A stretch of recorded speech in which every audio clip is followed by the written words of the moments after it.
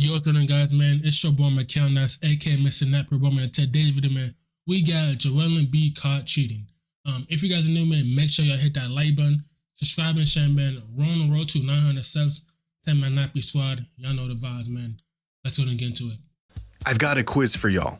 Won't take long, just 3 questions. Okay, first question. Is this a foul? Well, now with Zach Collins Got him. on him. Joel up. Hell no, that's not a foul. Look, y'all. I'm gonna tell y'all why it's not a foul. Look. A foul. Well, now with Zach All right, Collins look. on him. That is not a foul. Look at this shit, man. First question. Is this a foul? Hold on, y'all. Like, y'all, I'm gonna tell y'all why it's not a foul. Cause look, Joel Embiid, look, he has his arm hooked on him. So that should be an offensive look, right? Foul. Here, boom. Well, now with Zach that. Collins Got him. on him. That should be an offensive foul. He's hooking onto Zach Collins.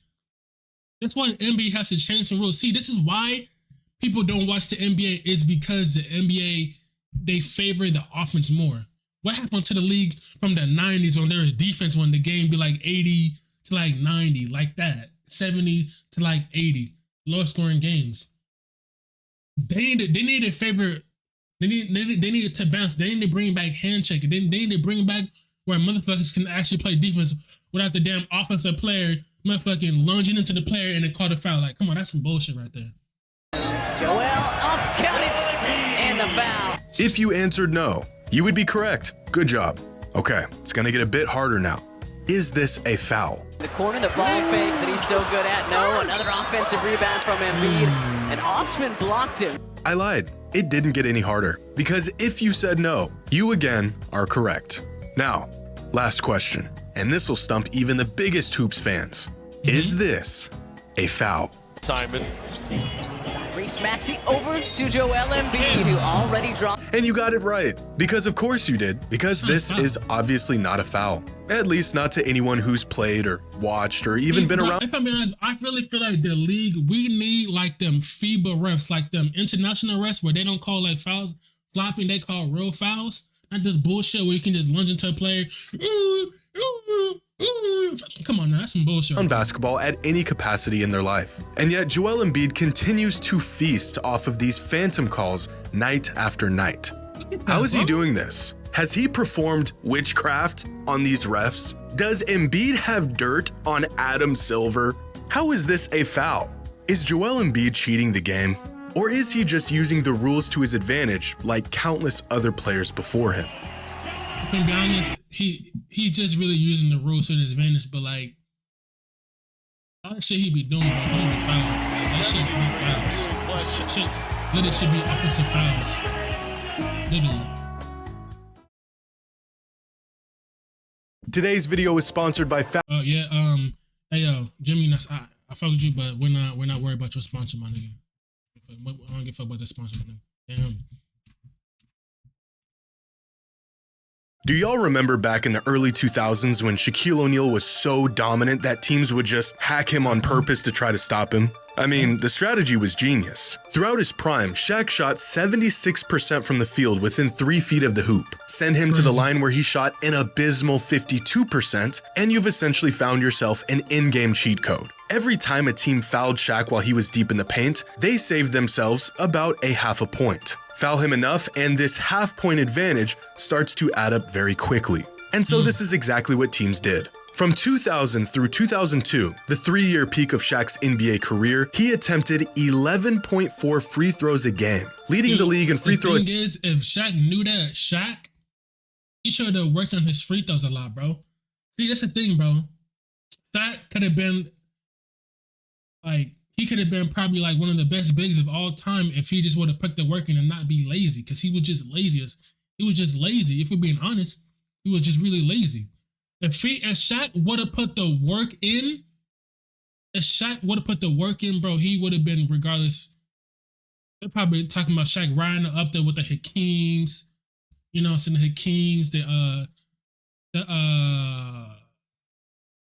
damn, what's his name? Kareem, like, he just I don't know, attempts every season by a wide margin. Over the past 3 seasons, Joel Embiid has averaged 11.8 free throw attempts per game. Let me say that again. Shaquille O'Neal lived in the paint and was getting sent to the line on purpose so much that the act of fouling him literally has its own name, and Joel Embiid somehow shoots more free throws than he did. Ladies and gentlemen, this shouldn't be possible, and yet it is. Throughout the last 45 years of modern NBA history, Embiid has more career free throw attempts per game than any other player, with now over 10 free throw attempts per game. The first player to climb over double digits since Wilt Chamberlain did it in the 60s. James Harden spent half a decade as the best scorer in the league and was almost disregarded throughout those 4 years because of his foul baiting and you can say Harden was that, but there's what happens in the plus with Harden. The nigga chokes. Pause. Harden does not show up in the playoffs. Happened to Embiid. Nigga does not show up. Niggas who show up in the playoffs, Austin Reeves, LeBron, Kobe, MJ, my nigga, them niggas show up in the playoffs. That regular season, they don't give a fuck about the regular season. They don't care. See, that's the thing, bro. People would act like regular season record matters. It does not matter. You can be the 8th seed, you can be the 7th seed, you can be the 6th seed. It does not matter. The playoffs matters. It's a matter about adjustments, matchups. It's hard to beat a team 4 times. Yes, you can beat a team 1 time. But it's hard to beat a team 4 times. And a team that wins mostly has more experience. That's why the teams like OKC, they're not going to win. They're mostly going to get bounced out the first or second round. This is how the Kings got bounced out by the Warriors, because the Warriors have experience and they know what to do. You know what I'm saying? But the Clippers, come on, Clippers are a joke. The Clippers always do good in the regular season, and in the playoffs, they don't show. They shit the bed. The Clippers are like the Cowboys of the NBA. LA Cowboys, Dallas Clippers. It's the same thing. They both have good teams, but they shit the bed in the playoffs. Rule bending, and even he is all the way down here. But Embiid's knack for drawing fouls goes even further, because here are the most frequent free throw shooters in NBA history based on free throw attempts per 36 minutes. Here's LeBron, here's Jordan, here's James Harden, and way up here is Shaquille O'Neal. And here's Joel Embiid. This is outrageous. The foul merchant label Embiid has earned himself over the last few years, as harsh as it is, may just be the reality of his game. This season, Embiid has been on a tear, averaging the 2nd most points per game in a season in modern NBA history, and being well on his way to winning back-to-back MVPs. It's been a historic season for the big man so far. Now he won't, because he got injured, but he would have won probably the MVP again. His team is winning, he's putting up big numbers and historic performances. We should be celebrating Embiid right now, but we're not. The NBA community has collectively turned its back on Joel and rebuked his achievements this season because the man is cheating. Well, not really, but kind of. He isn't breaking any rules or anything. He's just breaking the sort of unwritten code laid in place for NBA players around the league. You tell me that's a foul, bro. He put his elbow. How is that a foul on Nurkic? Come on, bro. He put his elbow. Hold on, y'all. Oh, y'all. So then getting back to it. The antics, the gimmicks, the way he's drawing fouls and flopping all over the court has become so egregious that even 36 points a night has not spared him from criticism. Last week, Embiid had a monster performance against the Spurs, where he dropped 70 points and 18 rebounds on 68% true shooting. According to the NBA's game score metric, Embiid's game ranks as the 4th best single game performance in modern NBA history. The thing is, this is why the NBA has to do a change, bro. They have to do a change, which they won't. I feel like people want to see some good defense and good offense, not offense where the offense can just exploit the rules to their advantage. You can't even play defense no more. That's why the league is not playing defense no more. What's the point? Kawhi, he still plays defense, but Kawhi not that light down defender when with the Spurs, when he was locking down LeBron in that final series. When Kawhi subbed in, LeBron was like, oh, man, I'm saying LeBron, LeBron used to be like a good defender in Miami, but he stopped playing defense. I feel like Donovan Mitchell can be a lockdown defender, but I mean, I don't know. You know what I'm saying? Giannis plays defense, but like nobody really plays defense like that only because like, what's the point?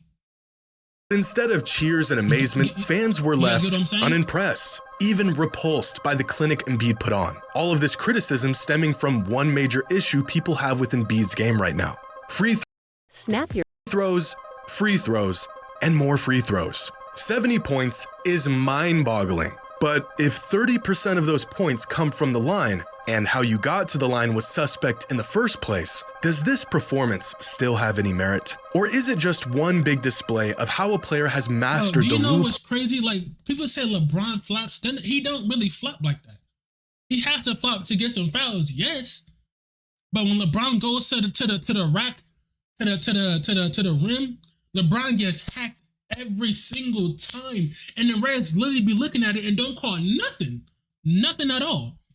But LeBron's supposed to be the golden boy. And saying LeBron said, hey, LeBron still brings money to the league. Now, once Brown retires, the league has to find another MJ, another Kobe, another LeBron. And that's probably Wemby, but they have to like surround him with a good team for that to happen. Goals and gimmicks of the game we love. Well, it's probably a little bit of both. We know teams foul Giannis a lot to slow him down. We know Kobe Bryant was a master at baiting players into fouls. And we just discussed how Shaq got to the line so much because teams wanted him there. Embiid, on the other hand, is probably closer to a prime James Harden in this sense than he is to a traditional dominant big. For years, NBA fans couldn't stand the way James Harden played the game. His point totals were seen as just a symptom of the way he would bend the rules to his favor and manipulate the games to boost his numbers. And he might have actually been able to beat these allegations if his antics actually worked in the playoffs. But they never quite did. Embiid, at least at this point, because in the playoffs, the refs don't call them fouls that they used to do in the regular season. I promise you they don't. I don't get it. Like the regular season, they get every foul called. The playoffs, it's cut from the same cloth. Crazy numbers, historic nights, while stacking up scoring titles off of seemingly pure tricks and schemes. At least this is the general perception right now. But is this the reality of Embiid's game? Or are we just a bit too skeptical of his dominance? Here's a game where Shaquille O'Neal scored his career-high 61 points during the 1999-2000 NBA season. By this point, the hack of Shaq was in full effect. Teams were fouling the man just to stop him from scoring in the post. But look at some of these foul calls throughout this game. This doesn't appear to be a foul, and yet it was called as one. This was also called a foul, and so was this. Here's a shooting foul where the defense hardly even made contact. And here's another one that really didn't need to be called. Throughout this game, Shaq got to the line 12 times. These phantom calls made up 6 of those trips and 8 extra points on the board for the big man. Here's a game from Michael Jordan's 1989-1990 season, the game where he scored a career-high 69 points. And by this point, he was the NBA's premier superstar. And so he got superstar calls, like this one, and this one, Jordan gets Elo airborne. Oh, and this one too. In fact, during this away game, Cavaliers fans were losing it over the disparity in calls and favoritism the refs were showing Michael. Into the 7-footer Purdue. Cleveland wanted to get a foul against Jordan. It didn't come. Here with another rebound. That's the thing. Is when you're the NBA's favorite or the golden boy, they're gonna protect you. They're gonna give you special privileges. They gave Michael Jordan was the first one to get that. Michael Jordan, Kobe, LeBron at some point. They don't really fuck with, I don't think they really fuck with LeBron like that.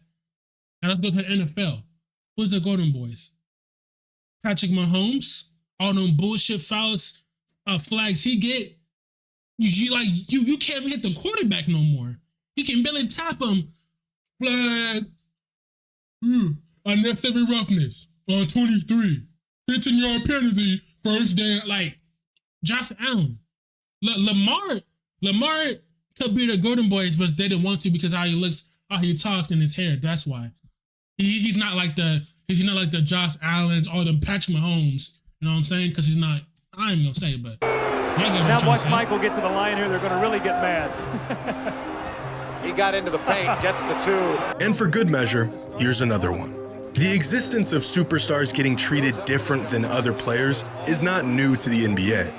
And I show you all of this to say that not only is Joel Embiid not the first player to use the rules to his advantage, but he's also not the first player to receive favorable superstar treatment. A few years ago, Peter Lee, a data analyst and NBA fan, wrote a great piece about the idea of superstar calls and the validity of their existence. Within his research, Peter collected all of the last 2-minute data from the NBA dating from 2015 to 2019 and put each type of foul within these reports into different categories. Incorrect calls, or calls made when there wasn't actually a foul, and incorrect no calls, which is when a player got fouled but no call was made. He then gave an advantage rate and a disadvantage rate by comparing the rates at which players received correct calls or incorrect calls, and if the call was in their favor or not. He then categorized every player in the league based on merit into 3 tiers: superstars, stars, and non-stars. Now, superstars, stars, and non-stars. Okay, so the superstars in the league, bro, is Kawhi, PG, Bron, AD, Curry, you know what I'm saying, Giannis, teams like that. You know what I'm saying? Who else?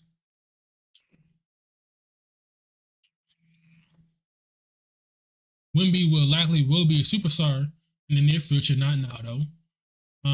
I don't know about Tatum. I don't really know. He really not. Now, what makes this research next level is that last 2-minute data is the most objective method to review officiating in the NBA. Since its introduction in 2015, last 2-minute data documents every call made within the last 2 minutes of every game that is within 3 points. All of these calls are then reviewed and reported by a league operations team to determine the accuracy of each and every call. As Peter mentions in his article, they provide transparency to referee performance and the closest thing that we have to objective truth when it comes to the accuracy of a call or no call. And within his data, Peter tracked over 38. That's the thing. That's the thing about this is the 2-minute report. It doesn't matter because teams can literally get cheated, and then the league will bring out 2-minute report for what? That's not gonna do anything. You still lost the game. What is that gonna prove? It's not like they can reverse the game and then play it back. Like, come on now, bro. 8,000 of these calls from nearly 2,000 games from 2015 to 2019. And after reviewing this data, he concluded that superstars are over 20% more likely to be advantaged on offensive calls compared to even stars of the league. In other words, superstars are more likely to get a foul call where there wasn't a foul 20% more often than anyone else. Overall, the referees tend to swallow their whistle, make incorrect no calls at a relatively even rate across all player groups, but are more likely to give lenient foul calls to superstars on offense. Superstars receive preferential treatment on both offense and defense compared to stars and non-stars. They are most likely to receive incorrect foul calls on offense and commit incorrect no calls on defense, which proves— I mean that is true though. If you really watch the game, you can tell who gets favoritism more than others. You can literally tell. You can literally see on the court by the players, like they get the existence of superstar calls even in the last 2 minutes of close games. It's a fantastic article, and I've left a link in the description if anyone wants to check it out. And all of this data just confirms what we already knew. Superstars get calls. So then why is Joel Embiid getting criticized for being on the receiving end of this star treatment when countless players before him did the same thing? Joel Embiid is the reigning MVP and scoring champion. Of course he's going to get some favorable calls going his way. But just like referees give preferential treatment to superstars, fans give preferential treatment to certain players as well. Specifically, players who have proven that their tactics and antics actually work when it matters. 36 points per game is no fluke, but when your production and efficiency plummet by nearly 25% in the postseason and your superpowers wear off when your team needs you most, all of a sudden that 36 a night feels a bit fraudulent. I feel like at this point in his career, Embiid's reputation precedes him. And right now, even above his incredible scoring abilities, his reputation is a choke artist. The man is a legit megastar, but it is still difficult to just look past his playoff blunders. You want to know if a player's playstyle is actually effective, if it's more than just a quick gimmick, if it works in the playoffs. And as great as he's been in the regular season, it's hard to look at Embiid's performances this year without the lens of skepticism because of his playoff lows. Right now, he exists within the same vein as players like Allen Iverson and James Harden, MVP caliber players, scoring fiends, and offensive juggernauts who continue to fall flat when it mattered most. Is Joel Embiid cheating the game of basketball? No. Embiid is far from the first player to boost his game with brazen schemes and rule-bending methods. He's not the first player to benefit from superstar treatment, and he's also not the first player to receive criticism for it. Hope you all enjoyed, and as always, until next time. Hey man, y'all let me know what y'all think down below. Do y'all think Joel Embiid is cheating? Yes or no? Comment down below, man. To my Nappy squad, man. It's been real, man. I'll see y'all later.